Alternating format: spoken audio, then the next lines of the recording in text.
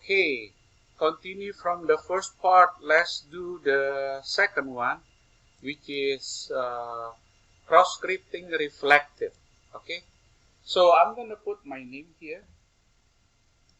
Put Bob, for example. Okay, you click submit. All right, you will see that. Hello, Bob. We're gonna put another one.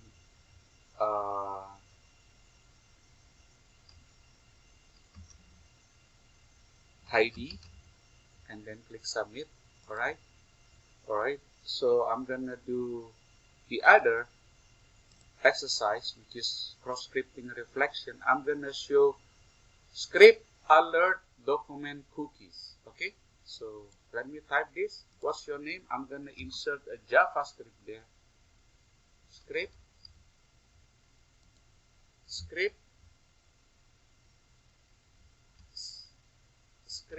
alert document cookies. Okay, document dot cookie, and then parenthesis, and make sure you close the script. Okay, so this is the command. I'm going to put this script alert document dot cookies, and then you close the script. Okay, notice that if I run this, click submit, look what happened. I will have the session ID. So you can copy the session ID and do a session hijacking put on top of that. Alright, so let me repeat again. I'm gonna put here alert, right? Document alert document dot cookie, and then you close the script. If I click submit, instead of putting the name at the bottom, it will obtain the session ID of this form. Alright, so when I click submit, why it doesn't work? Let me make sure load. Did I have a typo here? Script alert document cookies. Let me refresh this. I'm gonna refresh this. Okay, here we go. I will have this session ID. Okay, so you can steal this session ID. With this session ID, you can log in as the users. Alright, so that is called cross-scripting reflective.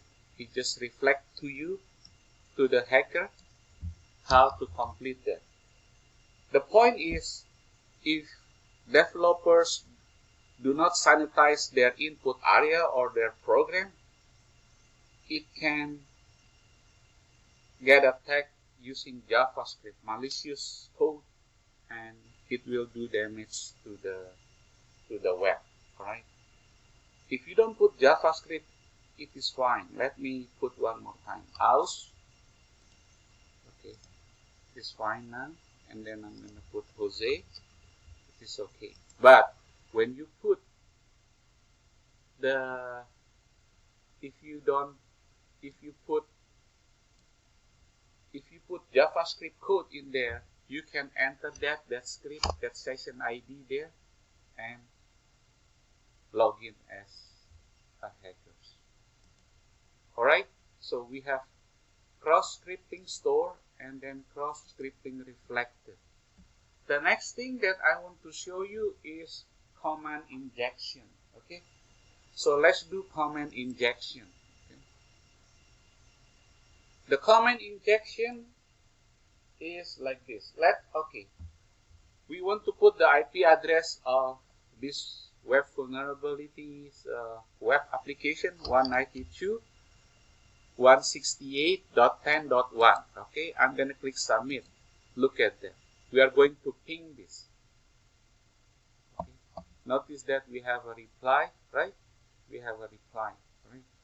Now, if I enter this command 192 and then I'm gonna put an argument dir. You see that? Ampersand, ampersand, and dir. If I insert this command, right, and click submit, look what happened. You see that? It will show you the directory, right? Where is my directory? You are in the XM directory, htdocs/dvwa/dvwa master, and in the vulnerabilities folder and exec folder. I access it at 11 a.m. and it show you the time. You see that? Okay, let me do one more time, right? So 192 dir. Okay. If student install this web analysis tools in Linux, in Kali Linux, instead of dir, you have to put what? ls. Remember, this is a Linux command. I experienced problem yesterday because I kept using ls command for my Windows. Well, ls is not a window command, therefore it will not work. So you have to use dir. So, therefore, if student install this web analysis tools in Linux, you can put ls, okay, or print working directory, pwd. Okay, these are Linux commands. So make sure that you be aware of them. Let me show you the note. I think I have a note here. Refer to the note, right? Command injection. If students set up the DVWA web analysis tools web app on Linux machine, the command will be using ls or pwd. Okay, because dir is a Windows machine. Okay? All right, now let's do the SQL injection. Okay, the next one I'm going to show you is SQL injection. So with this cross scripting, store and reflected, command injection, and then we're going to do SQL injection. If I say 1, if you do not harden your SQL database, look what happened. It will show you the first ID, the first name, and the surname, right? The next thing, if I put 1/ like this, quotation submit, you have an error in your SQL syntax, but they accept it by command, right? However, it was the syntax is not correct. So I'm gonna put this 1 instead of 1. Let me see if I put a pound sign like this. See if it's work. Whoa, it doesn't work. All right, so let me put 1/1 quotation or 1 equal to 1. See if it's work. All right. Well, it accepts me, but the syntax is not correct. So let me fix another thing. Okay, I'm gonna go here. I'm gonna put 1 ampersand or 1 equal to 1 and pound sign. Okay. Now if I click submit, look what happened. It shows you all the list of the people, the username, the first name, and the last name. Right? Okay. So these are web analysis hacking. Okay, using DVWA lab instruction. So far we have done 4 of these. I want the student to do this lab exercise and then please write a summary of the above lab exercise, minimum 1 double space plus a few screenshots.